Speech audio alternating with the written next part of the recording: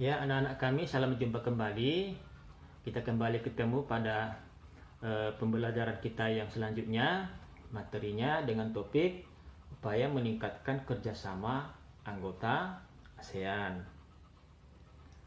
Pada pertemuan yang lalu, kita telah mempelajari tentang bentuk-bentuk kerjasama ASEAN hingga pengaruh kerjasama tersebut kepada anggota ASEAN. Nah, yang mau kita pelajari hari ini adalah tentang pilar kerjasama ASEAN yang sudah kita singgung pada minggu yang lalu. Nah, anak-anak kami semua, ada 3 bidang kerjasama ASEAN yang paling penting ditingkatkan oleh ASEAN. Nah, apa itu? Minggu yang lalu telah kita pelajari. Yang pertama adalah kerjasama pada bidang ekonomi, ya, kerjasama pada bidang ekonomi. Yang kedua apa? Nah, masih ingat kalian ya? Kerjasama pada bidang politik dan keamanan. Yang ketiga apa? Kerjasama pada bidang sosial budaya. Nah, masih ingat kalian kan apa saja bidang ekonomi yang disepakati bersama? Contohnya apa itu? Pembentukan MEA, ya, Masyarakat Ekonomi ASEAN. Tujuannya apa dibentuk? Tujuannya dibentuk adalah untuk perdagangan bebas di kawasan Asia Tenggara. Nah, itu pada bidang ekonomi. Kalau pada bidang politik dan keamanan, apa kemarin yang dibentuk? Masih ingat kalian? Contohnya apa?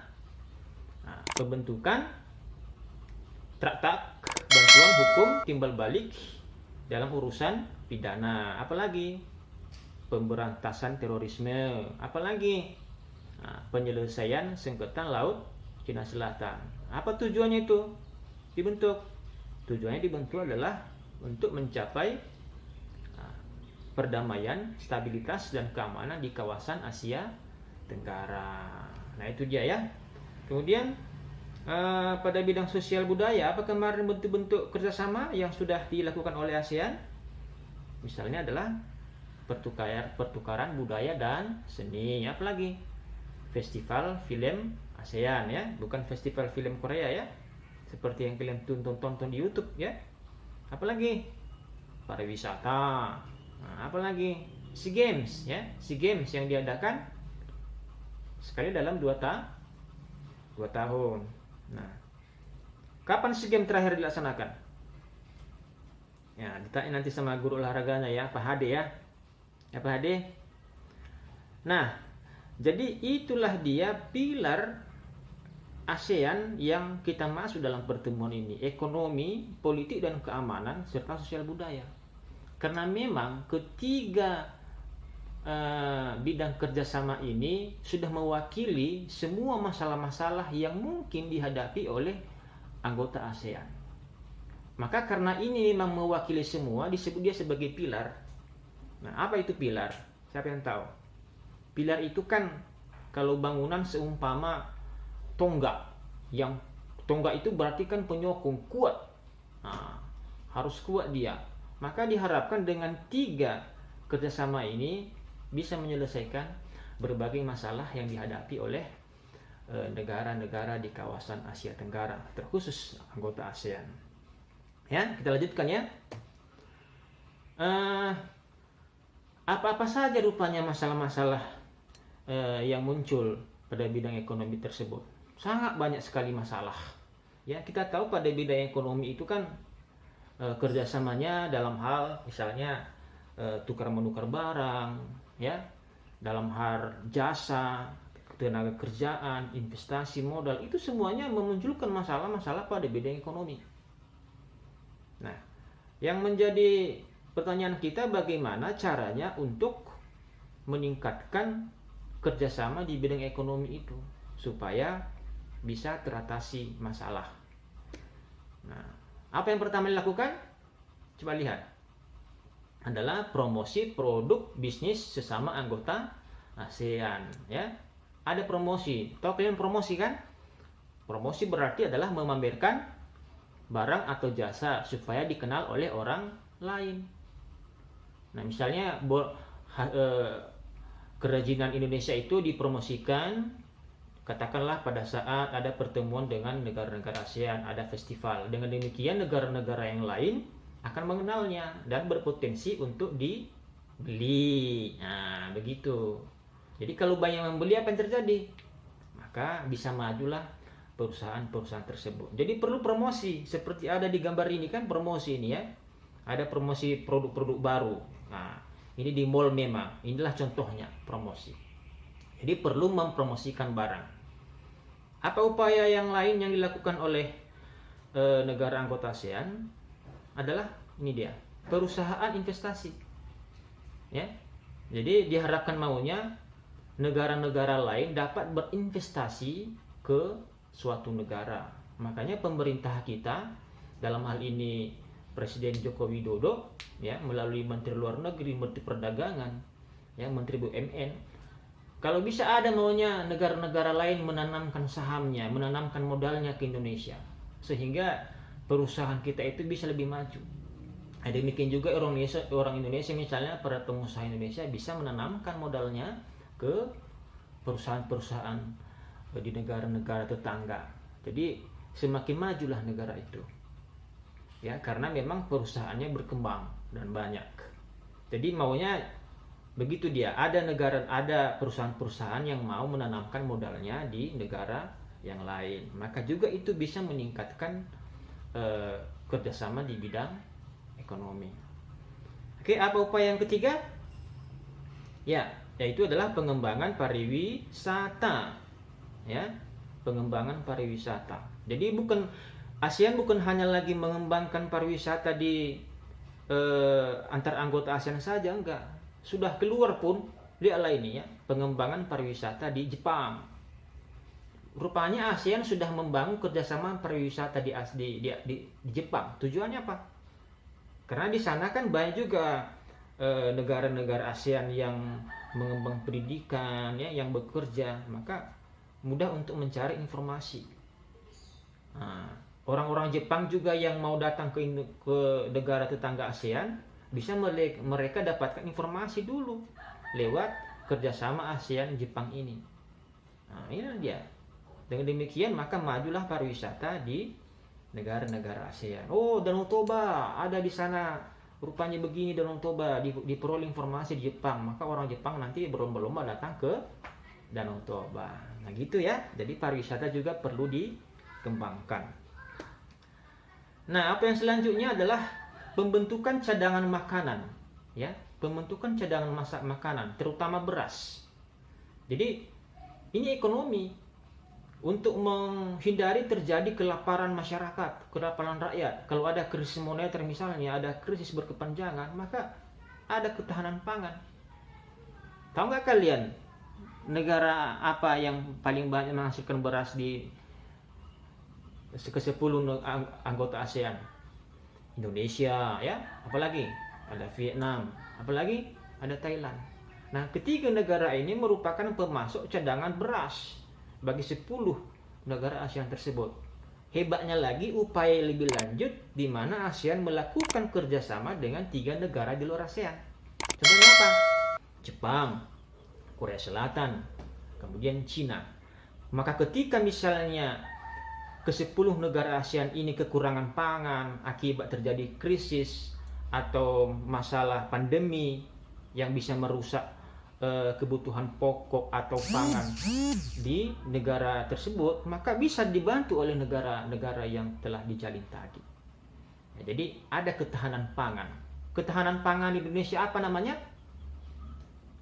Bulog, ya. Bulog, badan logistik, ya. Nah, apalagi pembangunan proyek industri. Nah, jadi ASEAN juga meningkatkan kerjasama di bidang ekonomi dengan cara membangun industri-industri di negara-negara ASEAN. Tergantung di negara itu apakah memang tersedia bahan bakunya, dan sangat penting produk itu untuk seluruh anggota ASEAN. Maka hadirlah industri seperti ini ya, pupuk urea di Indonesia dan Malaysia juga ya, tembaga di Singapura, ya super fosfor di Thailand. Sehingga kalau misalnya negara yang lain membutuhkannya sudah murah lagi, karena memang sudah menjalin kerja sama. Nah, begitu dia. Nah, itu tadi dalam bidang ekonomi. Sekarang pada bidang politik dan keamanan, ya. Nah, apa yang diupayakan untuk meningkatkan kerjasama di bidang politik dan keamanan adalah ini dia, bersama-sama mencoba mengatasi masalah di meja perundingan. Jadi kalau misalnya ada pertikaian batas wilayah, katakanlah antara Indonesia dengan Malaysia, nggak boleh langsung perang. Harus ketemu dulu kepala negaranya, ketemu dulu duta besarnya, ketemu dulu menteri luar negeri, dibahas apa yang terjadi, apa yang diinginkan Malaysia, apa yang diinginkan oleh Indonesia, sehingga masalah itu tidak memanas, sehingga bisa terjadi peperangan. Maunya dipecahkan masalah di meja perundingan, ya kan? Nah, jangan langsung perang, ya. Dan juga negara-negara di kawasan Asia Tenggara itu tidak diizinkan memproduksi senjata pembunuh massal, ya, senjata nuklir. Ini bahaya ini. Udah berpengalaman dunia kan, di bomnya Nagasaki, di Hiroshima. Apa yang terjadi? Wah, terjadi malapetaka di Jepang pada saat itu. Nah, karena ini memang tidak bagus demi perdamaian, maka ke-10 negara ASEAN jangan ada yang memproduksi senjata nuklir, sehingga bisa terjalin kekompakan, tidak ada kecurigaan di antara bangsa-bangsa. Nah, itu dia. Yang terakhir pada sosial budaya, apa sih yang mau ditingkatkan pada sosial budaya ini? Ya, pada sosial budaya ini sehingga bisa tercapai kerukunan dan kemajuan bersama. Nah, ternyata ada masalah-masalah dalam bidang sosial, itulah masalah kependudukan. Masalah kependudukan juga ini bagian dari urusan sosial budaya. Siapa yang tahu masalah-masalah kependudukan? Ya, banyak ya, misalnya masalah persebaran penduduk yang padat, ya, masalah jumlah penduduk yang banyak juga, masalah pertumbuhan penduduk yang tinggi. Ini biasanya adalah masalah penduduk sering dijumpai oleh negara-negara berkembang. Maka bagaimana cara mengatasinya itu? Nah, hadirlah ASEAN. Masalah apa lagi yang muncul? Masalah sosial dan kebudayaan ini. Masalah sosial inilah kemiskinan. Nah, apa maksudnya kemiskinan di sini? Tahu kalian? Kemiskinan adalah ketidakmampuan rakyat di dalam memenuhi kebutuhan. Miskin. Inilah miskin. Tingkat kemiskinan di kawasan Asia Tenggara masih tinggi. Kenapa? Karena rata-rata negara yang ada di ASEAN itu adalah negara berkembang, ya, masih sedikit negara maju di sana. Seperti yang sudah kita identifikasi di pertemuan-pertemuan sebelumnya, ya. Kemiskinan juga diatasi masalahnya, ya. Kemudian masalah ketenaga kerjaan. Apa rupanya masalah ketenaga kerjaan yang kita bisa tahu?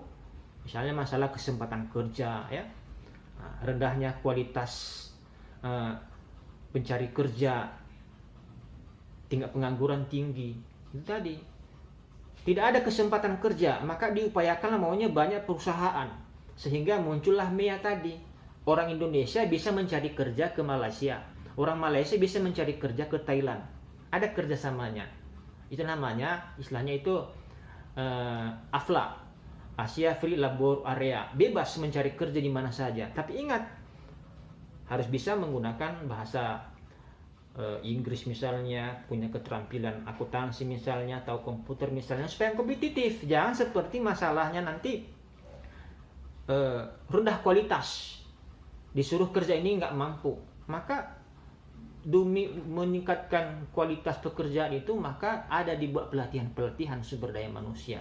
Itulah yang dilakukan, upaya mengatasinya, ya kan? Untuk mengatasi masalah pengangguran, maka ada perusahaan-perusahaan yang ditumbuh kembangkan terus oleh negara ASEAN ini, ya. Nah, apalagi masalah yang muncul dalam sosial budaya, masalah kesejahteraan masyarakat ini juga menjadi pusat perhatian, ditingkatkan, ya, supaya jangan ada gap, supaya jangan terlampau banyak selisihnya. Selama ini pembangunan tertinggi itu ada di negara maju ASEAN seperti Singapura, mulai menyusul Malaysia, menyusul Thailand. Sementara 7 negara yang lainnya masih belum. Jadi masih ada di situ pemanfaatan kemajuan kerjasama ASEAN itu masih didominasi oleh 3 negara tadi. Nah, yang mau dibicarakan sekarang adalah diupayakan bagaimana caranya supaya negara-negara yang lain juga turut maju. Sehingga orang-orang hebat, orang-orang pintar yang ada di ASEAN tersebut tidak mengumpul di negara-negara yang maju tadi. Jadi ketimpangan itulah yang mau diatasi supaya ada kesejahteraan masyarakat pada seluruh antar negara ASEAN tersebut. Tugas ASEAN juga ini mengatasinya, ya. Nah, jadi anak-anak kami semua, dari ketiga pilar tadi, ekonomi, politik, sosial, budaya, hanya bisa dicapai kalau ada kekompakan di antara 10 negara ASEAN tersebut. Harus kompak, tidak boleh membawa jalannya masing-masing. Kalau misalnya mau dibangun pabrik misalnya di Indonesia, maka semua negara harus mendukung, kan kompak, ya. Nah, kemudian juga ada konsistensi, tidak boleh panas-panas sebentar, baru tahun depan nggak lagi dikembangkan. Harus terus dikembangkan, konsisten, terbuka, ya. Tidak boleh satu negara misalnya diam-diam mengembangkan proyeknya sendiri, yang lain tidak tahu. Nggak terbuka berarti, kan. Nah, rasa kekitaan maksudnya adalah bahwa apa yang diperjuangkan oleh seluruh anggota ASEAN itu kita harus merasakan bahwa itu semuanya dimanfaatkan, dibuat kembali untuk kemakmuran bersama. Ada rasa kekitaan, sehingga kita karena punya rasa kekitaan ada rasa cinta terhadap apa yang dikerjakan oleh ASEAN. Apalagi rasa menghormati, ya. Indonesia harus menghormati perbedaannya dengan Singapura, menghormati perbedaannya dengan Brunei. Nah, ya, harus saling menghormati supaya bisa saling akur, ya. Apalagi negara ASEAN itu harus menumbuh kembangkan kesetiakawanan sosial. Ada rasa peduli, terjadi bencana di Indonesia, maka negara ASEAN turut membantu. Demikian juga sebaliknya. Dan yang terakhir adalah dinamis dalam bekerja sama. Jadi kalau misalnya ada perubahan kerjasama, akibat dari perubahan zaman harus bisa diikuti. Contohnya lah saat ini, kalian kan biasanya belajar di rumah, ya. Nah, sekarang sudah belajar, biasanya belajar di sekolah, sekarang sudah belajar di rumah. Kalian juga harus dinamis. Kenapa? Karena ada masalah virus corona, ada pandemi corona yang mengganggu. Maka jangan dipaksakan harus belajar di sekolah, harus kita siap dalam keadaan daring dan luring, ya. Jadi anak-anak kamilah perlu juga ini, bukan hanya dorongan pada ASEAN, kepada kita juga ini perlu secara pribadi ada kekompakan, konsistensi, hingga kita bisa dinamis di dalam belajar, ya. Kemudian, nah ini yang terakhir, nak, ya. Sudah Bapak buatkan tugas di LKPD, ya. LKPD itu ada di Google Classroom. Silahkan dikerjakan, ya, seperti biasa. Dikerjakan, difoto, ditanda tangan orang tua, lalu diupload di Google Classroom yang sudah Bapak siapkan.